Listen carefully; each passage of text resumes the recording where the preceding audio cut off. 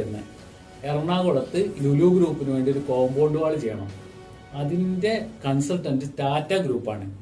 ഇത് കണ്ടതോടുകൂടി ചാടി അവരായിട്ട് കോണ്ടാക്ട് ചെയ്തപ്പോൾ അവർ ചോദിച്ചു, ഇതൊരു നോർമലി ഉള്ള മതിലല്ല, 2.5 മീറ്റർ ഹൈറ്റും 3 മീറ്റർ നീളം വരും, പില്ലേഴ്സ് പ്രീകാസ്റ്റ് ആണ്, അതുമല്ല അത് സൈറ്റിൽ വെച്ച് കാസ്റ്റ് ചെയ്യണം.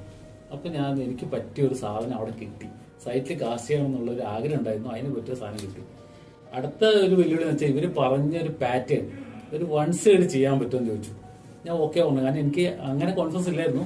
പറഞ്ഞു ചെയ്യാം, അത് ഓക്കെ പറഞ്ഞു കൊടുത്തപ്പോ അടുത്ത കൊറി വന്നു 2 സൈഡ് ചെയ്യാൻ പറ്റുമോ, അത് ഓക്കെ പറഞ്ഞു.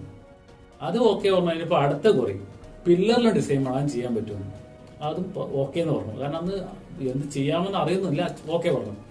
ഇതൊരു ഓക്കെ പറഞ്ഞു കഴിഞ്ഞാൽ പിന്നെ അവർ പറഞ്ഞു 3 മാസം കൊണ്ട് വർക്ക് തീർക്കണം എന്നുള്ളതാണ്.